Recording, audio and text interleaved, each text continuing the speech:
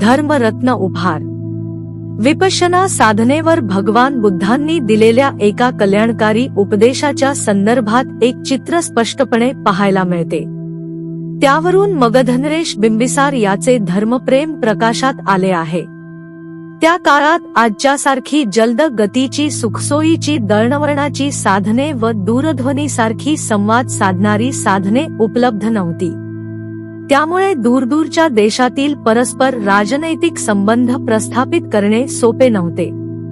बिंबिसार आपल्या स्वभावानुसारच अशा दूरस्थ राजांशी मैत्रीचे संबंध प्रस्थापित करू इच्छित होता. त्यासाठी अशी सुसंधी तो पाहत होता की ज्या आधारे तशी इच्छा पूर्ण करून घेता येईल. एकदा गंधार देशाची राजधानी तक्षशिलेहून काही व्यापारी त्या देशातील उत्पादने मगध देशात विकण्याच्या व मगध देशात उत्पादित सामान खरेद करून आपल्या देशात नेण्याच्या उद्देशाने राजगिरीस आले. त्या काळात व्यापाऱ्यांचे असे सार्थ म्हणजे काफिले यांच्याद्वारेच दोन देशात परस्परात व्यापार व्यवहार होत असे. त्या काळातील मान्यताप्राप्त प्रथेनुसार प्रथम ते व्यापारी बिंबिसार यांना नजराणा अर्पण करण्यासाठी राजदर्शनासाठी राजदरबारात दाखल झाले. क्षेमकुशल विचारल्यानंतर बिंबिसारने प्रश्न विचारला, कोणत्या देशातून आला आहात? तक्षशिलेहून महाराज. आपल्या देशाचे शासक कोण आहेत? राजनरेश पुक्कुसाती महाराज. ते धर्मनिष्ठ आहेत का? अतिशय धर्मनिष्ठ आहेत महाराज. आपल्या मुलांप्रमाणे ते प्रजेचे पालन करतात. प्रजेचे सुखदुःख ते आपलेच सुखदुःख मानतात. त्यांचे वय किती आहे? आपल्याच वयाचे आहेत महाराज. वयही माझ्या एवढे आणि प्रजावात्सल्याचा राजधर्म पालनातही माझ्यासारखाच. मग तर अशा व्यक्तीशी अवश्य मैत्री संपादन केली पाहिजे. व्यापारी हो, तुम्ही माझी एक मनोकामना पूर्ण करण्यास मदत कराल का? अवश्य महाराज. मग आता जावं, आपला व्यापार व्यवसाय पूर्ण करून स्वदेशास परतण्यापूर्वी मला पुन्हा भेटा. तुमच्या मदतीने मी तुमच्या नरेशांना एक मैत्री संदेश पाठवणार आहे. अशा प्रकारचा संदेश नेण्यास आम्हाला अतिशय आनंदच वाटेल महाराज. काही दिवसानंतर आपल्या बरोबर आणलेले गंधार देशातील उत्पादन विकून आणि मगध देशातील सामान खरेदी करून वायदा केल्याप्रमाणे ते महाराज बिंबिसार यांना भेटाव्यास आले. महाराज बिंबिसार म्हणाले, नरेश पुक्कुसाती यांना भेटाल तेव्हा माझ्यातर्फे पुन्हा पुन्हा त्यांचे क्षेम कुशल विचारा आणि सांगा की मी त्यांना आपला मित्र बनविण्यास अतिशय उत्सुक आहे. माझ्या मनातील ही गाढ मित्रभावना त्यांना आत्मीयतेने कळवा. व्यापाऱ्यांनी त्यास मान्यता दिली व प्रसन्न मनाने ते स्वदेशी परतले. तक्षशिलेत गंधार नरेश पुक्कुसाती यांची भेट घेऊन त्याला मगध सम्राटांचा हा मैत्री संदेश सांगितला. पुक्कुसाती फारच आनंदित झाला. त्याने व्यापाऱ्यांचे आभार मानले. मगधासारख्या विशाल शक्तिशाली साम्राज्याच्या सम्राटाशी मित्रत्व होणे ही गंधार नरेशाच्या दृष्टीने मोठीच अभिमानाची गोष्ट होती. या मैत्रीभावांचा विकास करण्यासाठी त्याने मोठ्या समजूतदारपणे अनेक राजनैतिक पावले उचलली.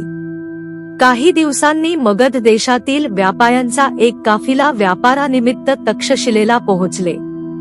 हे व्यापारी जेव्हा नजराणा घेऊन तक्षशिलेच्या नरेशाला भेटले तेव्हा त्याने आपली प्रसन्नता व्यक्त केली.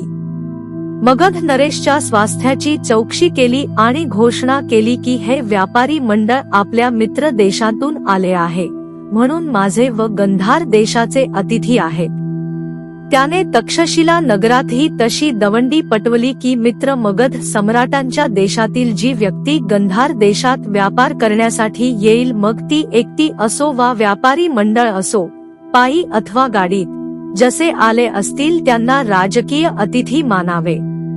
त्याबरोबर हेही लक्षात ठेवावे की माझ्या मित्र देशाचे नागरिक व नात्याने अशा लोकांची चांगली सुरक्षा करावी, विशेष व्यवस्था करावी. त्यांना राजकीय विश्रामधामात ठेवावे. त्यांना माझ्या देशात कोणत्याच प्रकारचे कष्ट होऊ नयेत. त्यांनी आणलेल्या पदार्थांवर कोणताच आयात कर आकारू नये. सम्राट बिंबिसारला जेव्हा हे कळले तेव्हा त्याने देखील महाराज पुक्कुसाती यांस आपला अदृश्य मित्र घोषित केले. आपल्या राजधानीतही ह्याच प्रकारची दवंडी पिटवली की गंधार देशातील व्यापाऱ्यांनाही त्यात सर्व सुखसोयी उपलब्ध करून द्याव्यात ज्या सुखसोयी मगधांतील व्यापाऱ्यांना गंधार देशात उपलब्ध आहेत. सध्या देखील दोन राष्ट्रात मैत्री संधी झाल्यावर येणे जाणे, आयात निर्यात मालावर जकात कर माफ केला जातो किंवा अन्य राष्ट्राच्या तुलनेत कमी जकात कर आकारण्याची व्यवस्था केली जाते. मित्र राष्ट्राला मोस्ट फेवर्ड नेशन घोषित केले जाते किंवा ड्युटी फ्री वा ड्युटी प्रिफरन्सची सुविधा केली जाते. आधुनिक काळातील या राजनीतीचे हे पूर्व संस्करण या चित्रात दिसून येते.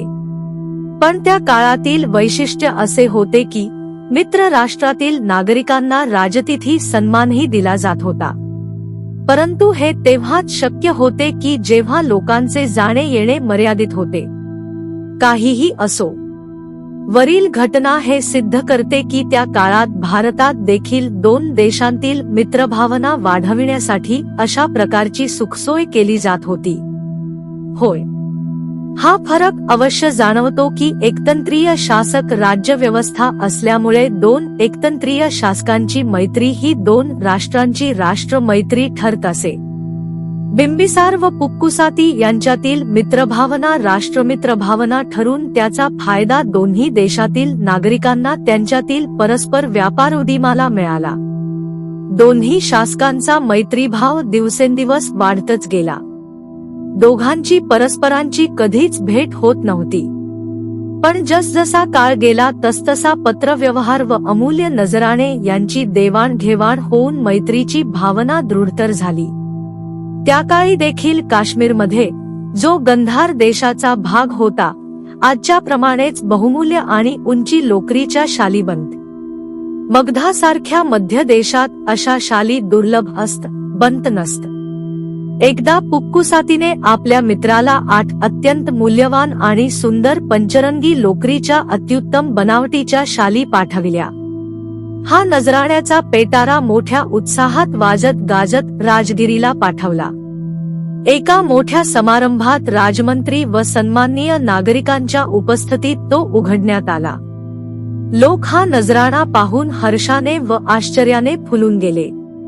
अशा मौल्यवान शाली मगधवासियांनी यापूर्वी कधी पाहिल्या नव्हत्या. मग अशा निर्माण करणे तर दूरच राहिले.